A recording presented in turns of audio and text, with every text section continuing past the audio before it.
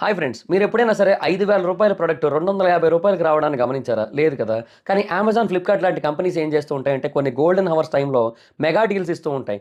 ఆ డీల్స్ టైమ్‌లో ఒక్కొక్క ప్రొడక్ట్ మీద 90% నుంచి 95% వరకు డిస్కౌంట్ అయితే ఉంటుంది. అయితే ఈ డీల్స్ కోసం మీరు కాన్స్టెంట్‌గా ఆ యాప్స్ చెక్ చేస్తూ ఉండలేరు కదా! కానీ మీకోసం నేను వాటన్నిటిని కూడా కాన్స్టెంట్‌గా చెక్ చేస్తూ ఉంటాను. అండ్ దాంట్లో ఎప్పుడు ఏ డీల్ పెట్టినా కూడా ఇమ్మీడియేట్‌గా మీకు ఆ ప్రొడక్ట్‌ని అయితే షేర్ చేస్తాను. మీరు ఇమ్మీడియేట్‌గా ఆ ప్రొడక్ట్‌ని పర్చేజ్ చేయొచ్చు దాని నుంచే. అండ్ అంతేకాదు కొన్ని ఎక్స్ట్రార్డినరీ ప్రొడక్ట్స్ ఉంటాయి. వాటిని మీరు బయట ఎక్కడా కూడా చూడరు. వాటి గురించి కూడా నేను మీకు షేర్ చేస్తాను. మీరు సింపుల్‌గా చేయాల్సింది ఒకటే, కింద డిస్క్రిప్షన్‌లో మన టెలిగ్రామ్ ఛానల్ లింక్, మన వాట్సాప్ ఛానల్ లింక్, మన ఇన్‌స్టా బ్రాడ్‌కాస్ట్ ఛానల్ లింక్ ఉంటాయి. వీటిలో మీరు ఏ యాప్ ఎక్కువగా వాడతారో ఆ యాప్‌కి సంబంధించిన లింక్ మీద క్లిక్ చేసి, ఆ యాప్‌లో ఉన్న మన ఛానల్‌ని ఫాలో అవ్వండి. దాంట్లో రెగ్యులర్‌గా చాలా ప్రొడక్ట్స్ అయితే మీకు అప్డేట్ అవుతూ ఉంటాయి. అండ్ ఆ ప్రొడక్ట్స్‌లో మీకు ఏది నచ్చినట్టయితే దాన్ని మీరు కొనుగోలు చేయొచ్చు వెంటనే. సో డిస్క్రిప్షన్‌లో లింక్స్ ఉన్నాయి. వెంటనే ఫాలో అవ్వండి. చంద్రుడి మీద మనుషులు చివరిగా అడుగుపెట్టి సుమారుగా 50 సంవత్సరాలు అవుతుంది. ఆ తర్వాత మళ్ళీ ఎప్పుడూ కూడా మనుషులు చంద్రుడి మీదకి వెళ్ళలేదు. కొంతమంది ఏమో బడ్జెట్ కారణంగా వెళ్ళలేకపోతున్నారు అంటారు. మరికొంతమంది మాత్రం చంద్రుడి మీద మన ఊహకి అందనిది ఏదో ఉంది, చంద్రుడి మీద ఏదో జరుగుతోంది అని చెబుతూ ఉంటారు. ఈవెన్ కొంతమంది విజిల్ బ్లోవర్స్ దీని గురించి చాలా ఇన్ఫర్మేషన్ బయటకు తెలియజేయడం కూడా జరిగింది. అండ్ వాళ్ళందరూ చెబుతున్న దాన్ని బట్టి మనకు అర్థమవుతున్న విషయం ఏంటంటే చంద్రుడి మీద ఏదో ఉంది. ఇంతకీ అదేంటి? ఈ వీడియోలో అదే తెలుసుకుందాం. సో ఇంకెందుకు late, let's get into the video. చరిత్ర మనకు చెబుతుంది ఏంటి అంటే 1969 నుంచి 1972 మధ్యలో అమెరికన్ ఆస్ట్రోనాట్స్ చంద్రుడి యొక్క సర్ఫేస్ మీద 6 సార్లు సక్సెస్ఫుల్గా ల్యాండింగ్స్ అయితే చేయడం జరిగింది. ఈ మిషన్లోకి వెళ్ళిన చివరి మిషన్ అయిన అపోలో 17 19 డిసెంబర్ 1972న ఎండ్ అయింది. ఆ టైంలో దాని యొక్క క్రూ మెంబర్స్ అయిన యూజెన్ సెర్నన్, హారిసన్ స్మిత్, అలాగే రోనాల్డ్ ఈవెన్స్, ఈ ముగ్గురిని కూడా యుఎస్ఎస్ టైకోన్ డెరేగా అనే ఒక షిప్ వాళ్ళు పసిఫిక్ ఓషన్ నుంచి అయితే రికవర్ చేయడం జరిగింది. సో దాంతో ఈ మిషన్ అయితే సక్సెస్ఫుల్గా ఎండ్ అయిపోయింది. అయితే ఆ తర్వాత మరొక 3 అపోలో మిషన్స్ని రన్ చేయాల్సి ఉంది. యాక్చువల్గా దాని గురించి ప్లాన్ చేశారు. కాకపోతే ఏంటంటే ఆ తర్వాత ఎలాంటి కైండ్ ఆఫ్ మ్యాన్డ్ ఎక్స్పెడిషన్స్ని కూడా వాళ్ళు కండక్ట్ చేయలేదు. ఈవెన్ అమెరికా మాత్రమే కాదు, ప్రపంచంలోని వేరే ప్రాంతాల నుంచి కూడా ఎవ్వరు కూడా మ్యాన్డ్ ఎక్స్పెడిషన్స్ అయితే చేపట్టలేదు. సో బేసిక్గా నాసా వాళ్ళు దీని గురించి చెప్పింది ఏంటి, ఆ లూనార్ ఎక్స్ప్లోరేషన్ ప్రోగ్రామ్ ఏదైతే ఉందో దానికి ఫైనాన్షియల్గా అండ్ పొలిటికల్గా కూడా చాలా ప్రాబ్లమ్స్ అయితే వచ్చాయి. సో అందుకని సడన్గా వాటిని కండక్ట్ చేయాలి అనే డెసిషన్ అయితే వెనక్కి తీసుకోవడం జరిగింది అని తెలియజేసింది. ఇంకొకటి ఏంటంటే కోల్డ్ వార్ జరుగుతున్న టైంలో అమెరికా వాళ్ళు స్పేస్ రేస్లో ఈ విజయాన్ని అయితే సాధించారు. అండ్ సక్సెస్ఫుల్గా చంద్రుడి మీద మనుషుని ల్యాండ్ చేసిన ఫస్ట్ మేజర్ పవర్గా మారిపోయింది. సో అప్పటికే రిచర్డ్ నిక్సన్కి ఒక ప్రెస్టేజ్ వచ్చేసింది. అండ్ అతను సోవియట్ రైవల్స్కి అగెనిస్ట్గా మాట్లాడడానికి కావాల్సిన ప్రాపగాండా అంతా కూడా దొరికేసింది. సో ఇంకా అతను దీన్ని కండక్ట్ చేయాల్సిన అవసరం అయితే లేదు. అండ్ ఇంకొకటి ఏంటంటే ఆ ప్రోగ్రామ్ యొక్క ఓవరాల్ కాస్ట్లు కూడా అనుకున్న దానికంటే చాలా ఎక్కువైపోయాయి. ఇనీషియల్గా ఆ ప్రోగ్రామ్కి $7 బిలియన్ వరకు అవుతుంది అని అయితే ఎక్స్పెక్ట్ చేశారు. కానీ అది $20 బిలియన్ కంటే ఎక్కువైపోయింది. సో వాళ్ళు ఏదైతే అనుకున్నారో దానికి 3 రెట్లు ఎక్కువయ్యేసరికి దాన్ని మెయింటైన్ చేయడం చాలా కష్టమైపోయింది. అండ్ అప్పటి కాలంలో ఏదైతే టెక్నాలజీ అందుబాటులో ఉందో దానివల్ల అంత ఖర్చు పెట్టి చంద్రుడి మీదకి వెళ్ళినా కూడా కేవలం కొన్ని గంటల సేపు మాత్రమే చంద్రుడి మీద ఉండగలిగేవారు. వెంటనే వచ్చేయాల్సి ఉంటుంది ఆ తర్వాత. అండ్ ఇంకొకటి ఏంటంటే న్యాచురల్ రీసోర్సెస్ ఏవి కూడా కనపడలేదు. అలాగే సైంటిఫిక్ మెటీరియల్ కూడా వెనక్కి తీసుకురాలేదు ఫస్ట్ ఫ్యూ ట్రిప్స్లో. సో దానివల్ల నాసా వాళ్ళకి ఏంటంటే ఈ ప్రోగ్రామ్ని కంటిన్యూ చేయడానికి కావాల్సిన ఫండింగ్ దొరకడానికి ఒక ప్రాపర్ రీజనింగ్ అనేది లేకుండా పోయింది. మరి ఏదైనా ప్రాపర్ రీజన్ ఉండి జస్టిఫికేషన్ ఉంటేనే కదా ఇంత డబ్బు ఖర్చు పెట్టడానికి గవర్నమెంట్ అయినా ముందుకు వస్తుంది. సో ఆల్రెడీ వెస్టర్న్ పవర్స్ వాళ్ళు ఒక ల్యాండ్ మార్క్ విక్టరీని అయితే సాధించేయడం జరిగింది. సో అందుకని వాళ్ళు డౌన్ అయ్యారు. అండ్ ఇదే రీజన్ మీద రష్యా వాళ్ళు కూడా డౌన్ అయ్యారు. రష్యా వాళ్ళ యొక్క స్పేస్ ఎక్స్ప్లోరేషన్ మీద ఉన్న ప్యాషన్ కొంతవరకు తగ్గిపోయింది. ఎందుకంటే ఇంకా ఇందులో పెద్దగా సాధించడానికి ఏమీ లేదులే అనే కైండ్ ఆఫ్ పాయింట్లో వాళ్ళు కూడా ఆగిపోయారు. ఆ తర్వాత కొన్ని మిసైల్ ట్రీటీస్ ఏర్పాటు చేసుకోవడం జరిగింది. సో ఆటోమేటిక్గా లిమిటేషన్స్ అనేవి పెరిగిపోయాయి. అండ్ ఇంకొకటి ఏంటంటే అప్పటి వరకు అందరూ కూడా లూనార్ కాలనీ క్రియేట్ చేయాలనే ఆలోచనలు ఉండేవారు. ఇక ఎప్పుడైతే లిమిటేషన్స్ పెరిగాయో ఇక ఎందుకు వచ్చిందిలే ఇవన్నీ కూడా అని కంప్లీట్గా పక్కన పెట్టేశారు. ఇంకా ఆ తర్వాత కొన్ని దశాబ్దాల పాటు వేరే కంట్రీస్ నుంచి అంటే ఇండియా నుంచి, చైనా నుంచి, అమెరికా నుంచి కొన్ని ప్రోబ్స్ని, కొన్ని రోబోటిక్ ల్యాండర్స్ని కూడా చంద్రుడి మీదకైతే పంపడానికి ట్రై చేశారు. మనం చంద్రయాన్ 3తో సక్సెస్ అయ్యాం, కానీ చంద్రయాన్ 2 మనది కూడా క్రాష్ అయిపోయింది కదా. సో అలాగా వేరే దేశాలకు చెందిన ఆ ప్రోబ్స్ కానీ రోబోటిక్ ల్యాండర్స్ కూడా చంద్రుడి మీద క్రాష్ అయిపోవడం జరిగింది. Majority of the things crash అయిపోయాయి. అది టెక్నికల్ ఫెయిల్యూర్ వల్ల లేదంటే వాటి యొక్క పర్పస్ని ఫుల్ఫిల్ చేయడంలోనో ఏదో ఒక రకంగా అయితే ఫెయిల్ అయిపోయాయి. సో ఇన్ని ఎక్స్పెడిషన్ జరిగినప్పటికీ కూడా 1970లో మనకి చంద్రుడి గురించి ఎంతైతే తెలుసో దానికంటే కొంచెం ఎక్కువ ఇన్ఫర్మేషన్ మాత్రమే మనకి ఇప్పుడు తెలుసు, అంతే. ఇంకెక్కువైతే మనకు తెలియదు. అయితే అపోలో మిషన్స్ సడన్గా ఆగిపోయిన తర్వాత కొన్ని సంవత్సరాల నుంచి కూడా కొన్ని న్యూస్లు బయటకు రావడం స్టార్ట్ అయ్యాయి. అదేంటి అంటే ఆ అపోలో మిషన్లో ఉన్న క్రూ మెంబర్స్ ఎవరైతే ఉన్నారో వాళ్ళు చంద్రుడి మీద కేవలం డస్ట్ని రాక్ని మాత్రమే కాకుండా ఇంకా చాలా వాటిని చూడడం జరిగింది అని అయితే తెలియజేశారు. అందులో రకరకాల వెర్షన్స్ ఉన్నాయి. అంటే గ్రౌండ్ నియర్ ల్యాండింగ్ జోన్స్ దగ్గర కొన్ని స్ట్రేంజ్ ట్రాక్స్ కనబడటం, అండ్ ఆకాశంలో కొన్ని మిస్టీరియస్ ఆబ్జెక్ట్స్ ఎగురుతూ కనిపించడం, అండ్ కొన్ని ఏలియన్ స్ట్రక్చర్స్ వీళ్ళు వెళ్ళేసరికి అక్కడ కనిపించడం, అండ్ ఏలియన్స్ వీళ్ళని అక్కడ నుంచి వెళ్ళిపోమని చెప్పడం, ఇలాంటివి చాలానే క్రియేట్ అయ్యాయి. అయితే కొన్నిసార్లు ఈ క్లెయిమ్స్ని ఈవెన్ కొన్ని సపోర్ట్ కూడా చేస్తున్నాయి. అంటే కొన్ని poor quality and grainy photographs ఉంటాయి. ఆ ఫోటోగ్రాఫ్స్ ఇవన్నీ కూడా నిజమే అని తెలియజేస్తూ వచ్చాయి. కొన్నిసార్లు ఏమో ఆడియో ఫైల్స్ వచ్చాయి. ఆ ఆడియో ఫైల్స్ కొన్నిసార్లు ఎడిట్ చేయబడ్డాయని చెప్పారు, కొంతమంది ఏమో ఎరేజ్ చేయబడ్డాయని చెప్పారు. సో ఎలా అయినప్పటికీ కూడా ఆడియో ఫైల్స్ ద్వారా కూడా ఈ కాన్స్పిరసీ ఇంకొంచెం పెరిగిందనే చెప్పాలి. అయితే ఈ స్టోరీస్ అన్నిటికీ కూడా ఒక కామన్ థ్రెడ్ ఉంది. అదేంటంటే ఆ చంద్రుడి మీద ఆల్రెడీ ఎగ్జిస్టింగ్ రెసిడెంట్స్ ఉన్నారు, అండ్ వాళ్ళు చంద్రుడి మీదకి వేరే వాళ్ళు గనక వస్తున్నట్టయితే వాళ్ళని అలో చేయట్లేదు, వాళ్ళు రావడాన్ని ఇష్టపడట్లేదు. సో బేసిక్గా ఇది ఒక కామన్ పాయింట్ అని చెప్పొచ్చు. 2015 సంవత్సరంలో రెడిట్లో ఒక ఆర్టికల్ బాగా సర్క్యులేట్ అయింది. దాన్ని పబ్లిష్ చేసింది ఒక బ్రిటిష్ సైకాలజిస్ట్. అంటే అతని పేరు మీదగా ఇంకొకరు పబ్లిష్ చేయడం జరిగింది, అతను చెప్పాడు అని చెప్పి. అయితే ఆ ఆర్టికల్లో ఏమని మెన్షన్ చేయబడిందంటే అపోలో 17 మిషన్కి సంబంధించినవి కానీ లేదంటే వేరే మూన్ ల్యాండింగ్ మిషన్స్లో కానీ కొన్ని కాన్ఫిడెన్షియల్ రిపోర్ట్స్ ఉంటాయి కదా, వాటిని ఇతను స్టడీ చేశాడు. అండ్ వాటి ద్వారా ఇతనికి కొంత ఇన్ఫర్మేషన్ తెలిసింది, అండ్ అది చాలా అంటే చాలా ఆశ్చర్యకరంగా అనిపించింది అని అయితే తెలియజేశాడు.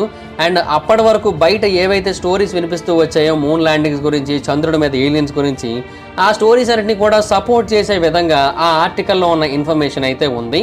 అండ్ నాసా వాళ్ళ యొక్క అఫీషియల్ ల్యాండింగ్స్లోని ఇవన్నీ కూడా జరిగాయని తెలియజేశారు. ఇంతకీ ఆ సీక్రెట్ రిపోర్ట్స్లో ఏముందంటే అపోలో 17 యొక్క ఆస్ట్రోనాట్స్ చంద్రుడి మీద ల్యాండ్ అయిన తర్వాత వాళ్ళ ల్యాండింగ్ సైట్కి కొద్ది దూరంలోనే వాళ్ళకి ఇంకొక ల్యాండింగ్ క్రాఫ్ట్ యొక్క రిమైన్స్ అయితే కనిపించాయి. అది కూడా షాటర్డ్గా కనిపించాయి, అంటే చల్లా చెదిరైపోయి కనిపించాయి.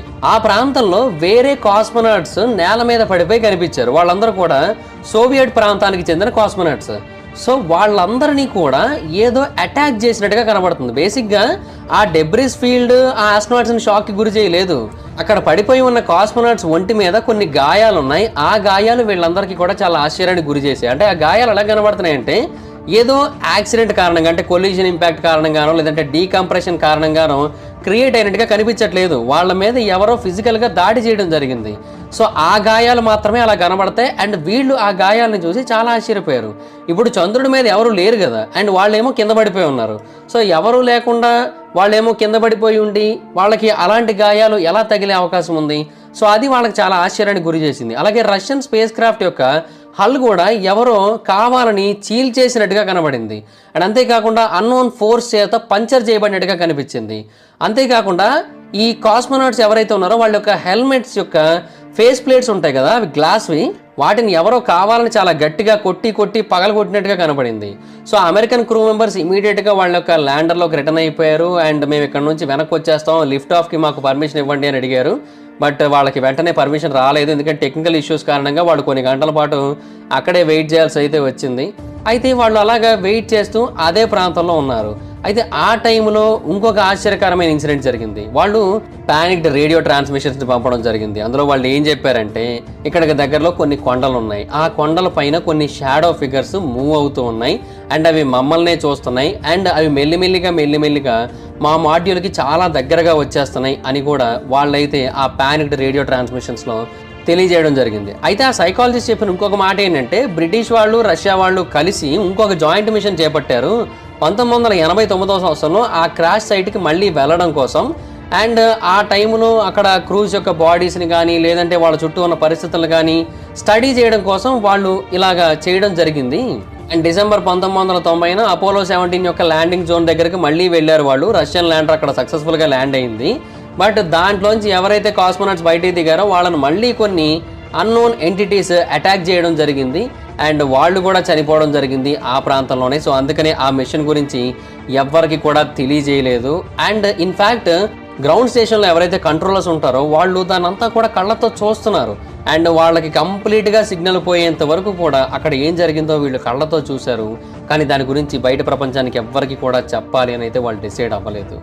సో బేసిక్గా చంద్రుడి యొక్క సర్ఫేస్ మీద ప్రీవియస్ ల్యాండింగ్స్కి సంబంధించిన రిమైన్స్ మాత్రమే కాదు, ఆల్రెడీ వేరే నేషన్స్ కూడా కొన్ని ఉన్నాయి, వేరే పీపుల్ యొక్క ఎగ్జిస్టెన్స్ కూడా ఉన్నది అని అయితే చాలామంది చాలా బలంగా నమ్ముతున్నారు. అండ్ వాళ్ళ యొక్క నమ్మకానికి ఈ టైప్ ఆఫ్ ఇన్సిడెంట్స్ అన్నీ కూడా ఇంకా బలాన్ని చేకూరుస్తున్నాయని చెప్పాలి. అయితే బేసిక్గా ఈ సంఘటన గురించి రష్యన్ గవర్నమెంట్ అయితే ఇప్పటివరకు ఎక్కడ కూడా అఫీషియల్గా అయితే మాట్లాడలేదు. అండ్ 1990లో చనిపోయిన వాళ్ళ గురించి కూడా మెన్షన్ చేసినప్పుడు ఎలా మెన్షన్ చేయడం జరిగిందంటే, వాళ్ళు ఆర్బిట్లో ఉన్నప్పుడే క్రాఫ్ట్ మాల్ ఫంక్షన్ అయింది, సో దాని కారణంగానే కాస్మోట్స్ అందరూ కూడా చనిపోవడం జరిగింది. అండ్ కింద ఉన్న అమెచ్యూర్ రేడియో ఎంతూసియస్టులు దీని గురించి విని వాళ్ళు తప్పుగా అర్థం చేసుకొని బయటకు రాంగ్గా ప్రచారం చేసి ఉండొచ్చు, అంతే, అంతకుమించి ఇంకేమీ లేదు, వాళ్ళనైతే ఎవరు అటాక్ చేసి చంపలేదు అని అయితే తెలియజేశారు. సో వాళ్ళు కవరప్ చేస్తున్నారు అని అయితే కొంతమంది నమ్ముతున్నారు. మరి అయితే 1969 మే టైంలో అపోలో 10 యొక్క క్రూ మెంబర్స్ అయిన Gene Cernan and John Young వీళ్ళిద్దరూ కూడా చంద్రుడి యొక్క సర్ఫేస్ మీద ల్యాండ్ అయినప్పుడు కొన్ని వింత నాయిసెస్ని విన్నట్టుగా కూడా తెలియజేశారు. అండ్ వాళ్ళకి అదొక వింత విజిలింగ్ సౌండ్ లాగా అనిపించింది. వాళ్ళు దానికి ఔటర్ స్పేస్ మ్యూజిక్ అనే పేరు అయితే పెట్టారు. అలాగే అపోలో 15 మిషన్ టైంలో కూడా 1971 జూలై టైంలో కూడా ఇలాంటిది ఒక వింతైన ఇన్సిడెంట్ జరిగింది. ఆ టైంలో కొన్ని రేడియో ట్రాన్స్మిషన్స్ ఆ ప్రాంతానికి అయితే వచ్చాయి. అంటే క్రూ మెంబర్స్ అయిన డేవిడ్ స్కాట్ మరియు జేమ్స్ ఇర్విన్ వీళ్ళిద్దరూ కూడా వాళ్ళ యొక్క ల్యాండర్ నుంచి బయటకు చూస్తున్నప్పుడు వాళ్ళకి మౌంట్ హ్యాడ్లీ యొక్క బేస్ అయితే కనిపించింది. సో ఆ టైంలో వాళ్ళకి కొన్ని వెహికల్ ట్రాక్స్ కనిపించాయి. వాటిని చూసి వాళ్ళు చాలా ఆశ్చర్యపోయారు. అండ్ ఆ ఇంప్రెషన్స్ అనేవి చాలా లీనియర్గా ఈస్ట్ నుంచి వెస్ట్ వైపుకు వెళ్తున్నట్టుగా, సో న్యాచురల్గా ఫామ్ అయినట్టుగా కాకుండా ఎవరో ఆల్రెడీ ఆ ప్రాంతంలో మూమెంట్ని క్రియేట్ చేస్తున్నట్టుగానే కనిపించిందని తెలియజేశారు. అలాగే ఆ తర్వాత అపోలో 11 మిషన్ యొక్క క్రూ మెంబర్స్ కూడా ఆ ప్రాంతంలో అన్ఐడెంటిఫైడ్ స్పేస్ క్రాఫ్ట్ యొక్క సైటింగ్స్ అనేవి జరిగినట్టుగా తెలియజేశారు. ఒకసారి కాదు, 2 సార్లు కాదు, మల్టిపుల్ టైమ్స్ చెప్పడం జరిగింది. అండ్ చంద్రుడి మీద ఏవేవో స్ట్రక్చర్స్ని చూసినట్టుగా కూడా వాళ్ళైతే తెలియజేయడం జరిగింది. సో కాన్స్పిరసీ థియరిస్టులు వీటిని చాలా గట్టిగా పట్టుకున్నారు. అండ్ ఆ సైటింగ్స్ అన్నీ కూడా వాళ్ళ యొక్క మిషన్ యొక్క మొదటి 3 రోజుల్లోనే జరిగాయి. అయితే ఆ తర్వాత కమాండర్ అయిన నీల్ ఆమ్స్ట్రాంగ్ మిషన్ యొక్క సాటర్న్ వి రాకెట్ యొక్క 3rd స్టేజ్ ఎప్పుడు జరుగుతుంది అండ్ ఇది మెయిన్ వెజల్కి రిలేషన్గా ఉంది కదా అని అడిగాడు. అయితే 3 నిమిషాల పాటు డిలే జరిగింది ఆన్సర్ రావడానికి. అయితే ఆ టైంలో అతను ఇంకొక వింతైన ఆబ్జెక్ట్ని చూశాడు. అది సుమారుగా 6000 మైల్స్ దూరంలో ఈ లూనార్ మాడ్యూల్కి అవతల ప్రయాణిస్తూ ఉంది. అండ్ అది భూమి నుంచి దూరంగా వెళుతోంది, చంద్రుడి వైపు ప్రయాణిస్తోంది. దాన్ని చూసి అతను చాలా ఆశ్చర్యపోయాడు. చంద్రుడి వైపే పర్టికులర్గా ఏది వెళుతోంది అంటే చంద్రుడి మీద ఏదైనా ల్యాండ్ అవ్వడానికి వెళుతోందా మాకంటే ముందు అని అతను అనుకోవడం జరిగింది. సో ఇమీడియట్గా దీని గురించి గ్రౌండ్ స్టేషన్ వాళ్ళకైతే రిపోర్ట్ చేసి అదేంటో కనుక్కొని మాకు తెలియజేయండి అని అడిగాడు. కానీ గ్రౌండ్ స్టేషన్ వాళ్ళైతే మాత్రం పెద్దగా దీని గురించి పట్టించుకోలేదు. అండ్ అదే టైంలో బజ్ ఆల్డ్రిన్ కూడా చెప్పాడు వాళ్ళకి ప్యారలల్గా ఏదో ట్రావెల్ చేస్తోంది, వాళ్ళ షిప్తో సమాంతరంగా ఏదో వెళుతోంది, అది కూడా చంద్రుడి వైపే వెళుతోంది, ఇన్ఫ్యాక్ట్ వీళ్ళకంటే చాలా వేగంగా వెళుతుందని కూడా తెలియజేశాడు. అండ్ ఆమ్స్ట్రాంగ్ ఏమో అదొక మెటాలిక్ ఆబ్జెక్ట్, చూడడానికి సిలిండర్ ఆకారంలో ఉంది. అండ్ దానికి ఒక వైపు నుంచి లైట్ సోర్స్ వస్తుంది, కంప్లీట్గా చాలా అంటే చాలా బ్రైట్గా ఉంది. ఇంత పెద్ద విశ్వంలో అంత దూరంలో కూడా చాలా స్పష్టంగా కనబడుతోంది అది మాకు. సో ఆ మిస్టీరియస్ ఆబ్జెక్ట్ ఏంటో మాకు అర్థం కావట్లేదు. కొద్దిసేపు కనబడిన తర్వాత అది మాయమైపోయింది, చాలా వేగంగా వెళ్ళిపోయింది.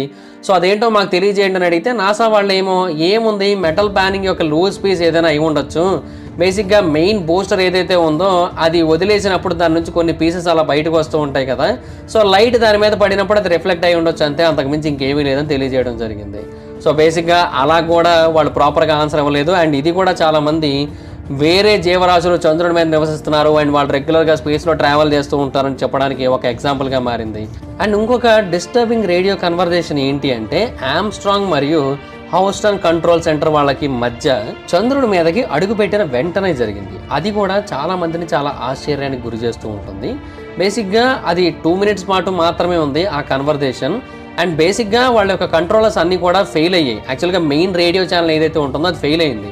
కాకపోతే సెకండరీ రేడియో ఛానల్ కూడా ఉంది. అదేంటంటే ఈ ఆస్ట్రోనాట్స్ యొక్క హెల్త్ అండ్ వెల్ఫేర్ ఈ రెండింటిని కూడా మానిటర్ చేయడం కోసం దాన్ని ఏర్పాటు చేశారు. దాని త్రూ ఆమ్స్ట్రాంగ్ మాట్లాడటం జరిగింది. అండ్ దాన్ని జనరల్ పబ్లిక్ వినలేరు. జనరల్ పబ్లిక్ కేవలం మెయిన్ దాన్ని మాత్రమే వినగలుగుతారు. సో ఆ ట్రాన్స్క్రిప్ట్స్ ఏమని తెలియజేస్తూ వచ్చాయంటే ఆమ్స్ట్రాంగ్ వాళ్ళు దిగిన ప్రాంతానికి కొంచెం దూరంలో మెటాలిక్ ఆబ్జెక్ట్స్ ఉన్నాయి అండ్ అవన్నీ కూడా ఒక కొండ ప్రాంతం యొక్క ఎడ్జ్లో ఉన్నాయి. అంతేకాదు కొన్ని బిల్డింగ్స్ కూడా కనబడ్డాయి అతనికి చంద్రుడి యొక్క సర్ఫేస్ మీద. అండ్ మెటాలిక్ వెహికల్స్ ఆ బిల్డింగ్ ముందు పార్క్ చేయబడి కనబడ్డాయి. అండ్ అంతేకాదు అదంతా కూడా ఒక ప్రాపర్ కన్స్ట్రక్షన్ లాగా, ఒక ప్రాపర్ బేస్ లాగా కనబడుతుందని తెలియజేశాడు. ఇన్ఫ్యాక్ట్ అతను చాలా ఫొటోస్ని కూడా తీయడం జరిగింది తన యొక్క చెస్ట్ మౌంటెడ్ కెమెరాతో. బట్ ఆ ఇమేజెస్ని అయితే మాత్రం ఎవరు బయటకైతే పబ్లిష్ చేయలేదు, ఎందుకంటే అవి బయటకు తెలిసినట్టయితే ప్రాబ్లం అవుతుందన్న ఉద్దేశంతో. అండ్ ఇమీడియట్గా తన యొక్క ల్యాండర్ని అక్కడ నుంచి విత్డ్రా అయిపోమని తెలియజేశారు. అండ్ తన యొక్క సైంటిఫిక్ ఎక్విప్మెంట్ని వీలైతే అక్కడ వదిలేసి వచ్చేయమని చెప్పారు. అంటే అది పాసిబుల్ అయితే, ఎందుకంటే వాళ్ళకి కనబడకుండా చేయాల్సి ఉంటుంది కదా. అయితే అతను చేస్తాను ఓకే అన్నాడు, కాకపోతే వాళ్ళు తననే అబ్జర్వ్ చేస్తున్నాడని తెలియజేశాడు. సో అందువల్ల ఏంటంటే తను ఉన్న చోట నుంచి అవన్నీ కూడా చేయడం అంత ఈజీ కాదని చెప్పాడు. బట్ ఫైనల్గా తనకి ఇచ్చిన టాస్క్ని అయితే ఫినిష్ చేసి వచ్చేయడం జరిగింది. ఈవెన్ వచ్చే ముందు కూడా వాళ్ళు అతనికి వార్న్ చేశారని కూడా ఆమ్స్ట్రాంగ్ తన యొక్క రికార్డ్స్లో అయితే మెన్షన్ చేశాడు. బట్ వాటి గురించి ఎక్కడా కూడా బయటకు అయితే తెలియనివ్వలేదు. సో బేసిక్గా ఆల్రెడీ చంద్రుడి మీద ఏలియన్స్ అయితే ఉన్నారు. అండ్ వాళ్ళు అక్కడికి ఎవరైనా మనుషులు రావడానికి ట్రై చేస్తున్నట్టయితే వాళ్ళని అక్కడ నుంచి వెళ్ళిపోమని అయితే కంటిన్యూస్గా చెబుతూనే వచ్చారు అనేది చాలామంది నమ్మే విషయం. అయితే 2018 అక్టోబర్లో ఇద్దరు ప్రామినెంట్ యూఎఫాలజిస్టులు చనిపోవడం జరిగింది. అండ్ అలా చనిపోవడం కూడా మీడియా విభాగంలో చాలా స్పెక్యులేషన్ క్రియేట్ అవ్వడానికి కారణమైంది. బేసిక్గా వాళ్ళిద్దరూ కూడా కేవలం యూఎఫాలజిస్టులు కాదు, వాళ్ళిద్దరూ కూడా యునైటెడ్ స్టేట్స్ మిలిటరీలో ఫార్మర్ మెంబర్స్. అండ్ అంతేకాకుండా చాలా ఇంపార్టెంట్ ప్లేసెస్లో అంతకుముందు వర్క్ చేసిన వాళ్ళు కూడా. ఈవెన్ నాసాకి వాళ్ళకి మధ్య కూడా కనెక్షన్స్ అయితే ఉన్నాయి. అయితే వీళ్ళు ఎక్స్ట్రా టెరెస్ట్రియల్ లైఫ్ గురించి, చంద్రుడి యొక్క సర్ఫేస్ మీద ఉన్న సీక్రెట్స్ గురించి బయట ప్రపంచానికి చెప్పబోతున్న టైంలోనే వాళ్ళు చనిపోయారు. సో ఇది బేసిక్గా చాలామందికి ఆశ్చర్యానికి గురి చేసిన విషయం. ఒకరి పేరేమో బాబ్ డీన్. ఇతను యుఎస్ ఆర్మీలో సర్జెంట్ మేజర్గా పనిచేయడం జరిగింది. 1960లలో యూరోపియన్ మెయిన్ల్యాండ్లోని వేరియస్ మిలిటరీ ఫెసిలిటీస్లోనే అతను ఎక్కువగా పనిచేశాడు. అయితే ఆ టైంలో అతను నాసా వాళ్ళు సీక్రెట్గా 40 రోల్స్ ఆఫ్ ఫిల్మ్స్ని డిస్ట్రాయ్ చేసినట్టుగా తెలియజేశాడు. అండ్ వాటిని షూట్ చేసింది అపోలో 11 మిషన్కి చెందిన ఆస్ట్రోనాట్స్ అని కూడా తెలియజేశాడు. అండ్ అంతేకాకుండా ఈ స్పేస్ ఏజెన్సీ వాళ్ళు చాలా టాక్టిక్స్ని కూడా ప్లే చేస్తున్నారు.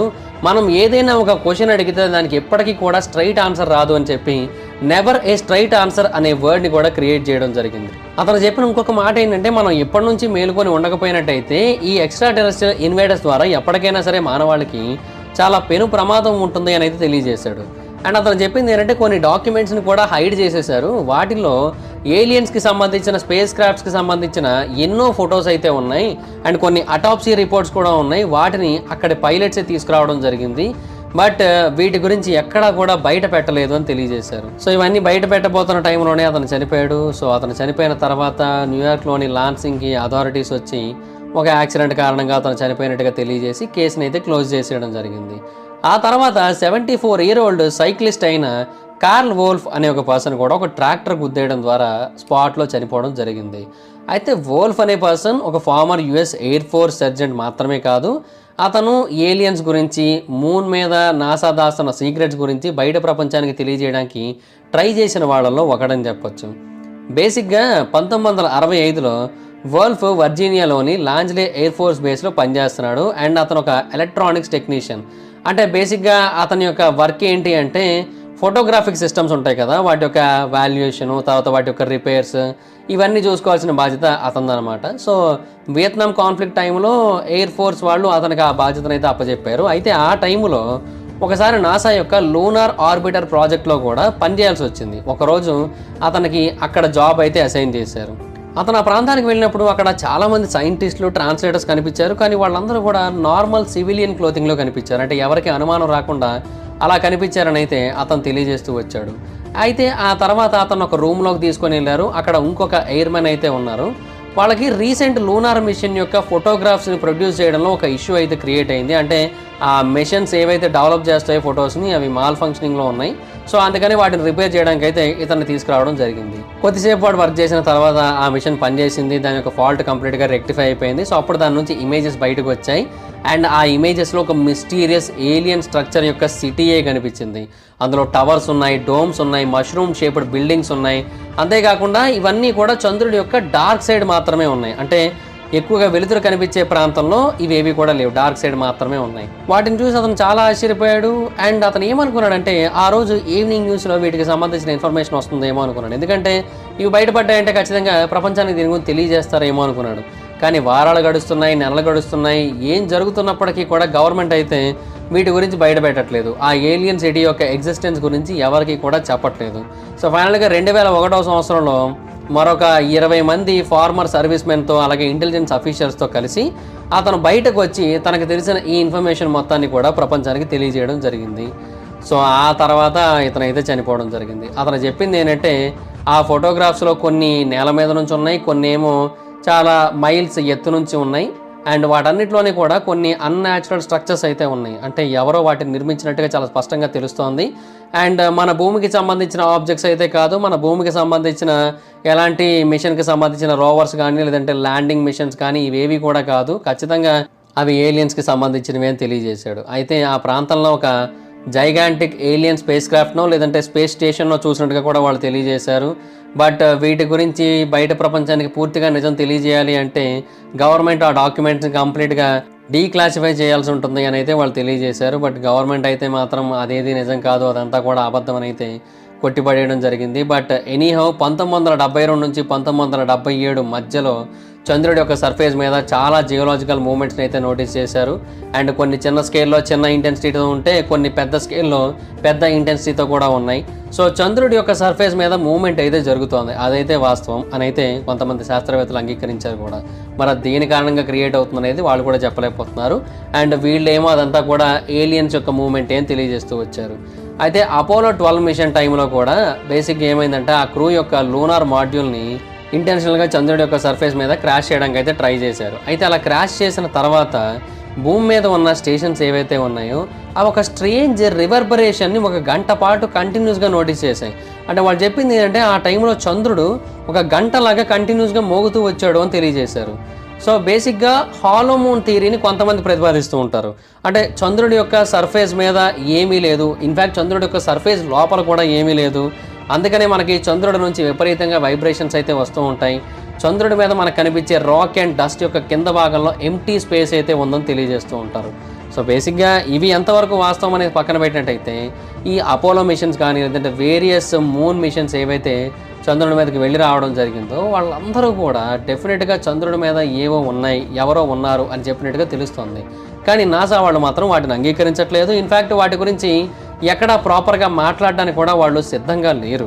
సో అందుకని వాటికి సంబంధించిన స్పెక్యులేషన్స్ ఇంకా రోజు రోజుకి పెరుగుతూనే వస్తున్నాయి తప్ప అసలు ఏమాత్రం తగ్గట్లేదు. అండ్ ఇన్ఫ్యాక్ట్ వీటి గురించి బయట పెట్టిన వాళ్ళు ఏమో ఆన్ స్పాట్ చచ్చిపోతున్నారు. సో అది కూడా చాలామందికి అనుమానాలను క్రియేట్ చేస్తుందనే చెప్పాలి. సో చూడాలి మరి ఎప్పటి వరకు ఈ నిజాలన్నింటినీ కూడా నాసా రహస్యంగా దాస్తూ వస్తుందో, ఎప్పటి వరకు మెయింటైన్ చేస్తుందో. అండ్ ఎప్పుడైతే వాళ్ళు ఫైనల్గా ఈ ఇన్ఫర్మేషన్ మొత్తాన్ని కూడా డీక్లాసిఫై చేయాలి అని డిసైడ్ అవుతారో ఆ రోజు ఆ ఇన్ఫర్మేషన్ మొత్తం బయటకు వస్తుంది కదా. ఖచ్చితంగా ఆ ఇన్ఫర్మేషన్ చూసి మనం చాలా అంటే చాలా ఆశ్చర్యపోతాం. అందులో మాత్రం ఎలాంటి సందేహం లేదని అయితే చాలా అంటే చాలా స్పష్టంగా చెప్పొచ్చు. సో చంద్రుడి మీద ఏలియన్స్ ఉన్నారు అని అయితే ఎంతోమంది శాస్త్రవేత్తలు బలంగా చాలా అంటే చాలా గట్టిగా నమ్ముతున్నారు. సో చంద్రుడి మీద ఏదో ఉంది అని అనుకుంటున్నాం కదా, ఆ ఏదో ఇంకేదో కాదు, ఏలియన్స్ అండ్ వాళ్ళ యొక్క సిటీస్, వాళ్ళ యొక్క టవర్స్, వాళ్ళ యొక్క బేసెస్. సో దాట్స్ ఇంకా దిస్ ద వీడియో కానీ మీకు నచ్చినట్టయితే లైక్ చేయండి, వీడియో షేర్ చేయండి. ఇప్పుడు కారణం మన ఛానల్ సబ్స్క్రైబ్ చేసుకోకపోతే ఇప్పుడే సబ్స్క్రైబ్ చేసుకోండి, పక్కన బెల్ ఐకాన్ ఆల్లో పెట్టుకోండి. నా ఫర్దర్ వీడియోస్ మిస్ అవ్వకుండా చూడొచ్చు. చాలా మంది చూస్తున్నారు కానీ సబ్స్క్రైబ్ చేసుకోవట్లే. So please try to subscribe, click the bell icon also. నా ఇన్స్టాగ్రామ్ ఐడి జబర్దస్త్ మైదర్, అక్కడ కూడా వచ్చిన ఫాలో అవ్వచ్చు. Thank you so much guys, bye bye. Meet next video, bye bye. Hi friends, మీరు ఎప్పుడైనా సరే 5,000 రూపాయల ప్రొడక్ట్ 250 రూపాయలకి రావడాన్ని గమనించారా? లేదు కదా.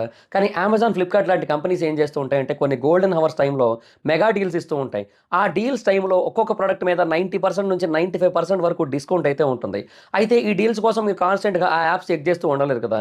కానీ మీకోసం నేను వాటన్నిటిని కూడా కాన్స్టెంట్గా చెక్ చేస్తూ ఉంటాను. అండ్ దాంట్లో ఎప్పుడు ఏ డీల్ పెట్టినా కూడా ఇమీడియట్గా మీకు ఆ ప్రోడక్ట్ని అయితే షేర్ చేస్తాను. మీరు ఇమీడియట్గా ఆ ప్రోడక్ట్ని పర్చేస్ చేయొచ్చు దాని నుంచే.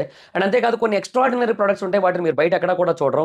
వాటి గురించి కూడా నేను మీకు షేర్ చేస్తాను. మీరు సింపుల్గా చేయాల్సింది ఒకటే, కింద డిస్క్రిప్షన్లో మన టెలిగ్రామ్ ఛానల్ లింక్, మన వాట్సాప్ ఛానల్ లింక్, మన ఇన్స్టా బ్రాడ్కాస్ట్ ఛానల్ లింక్ ఉంటాయి.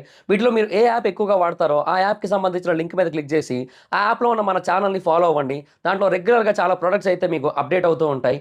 అండ్ ఆ ప్రొడక్ట్స్లో మీకు ఏది నచ్చినట్టయితే దాన్ని మీరు కొనుగోలు చేయొచ్చు వెంటనే. సో డిస్క్రిప్షన్లో లింక్స్ ఉన్నాయి, వెంటనే ఫాలో అవ్వండి.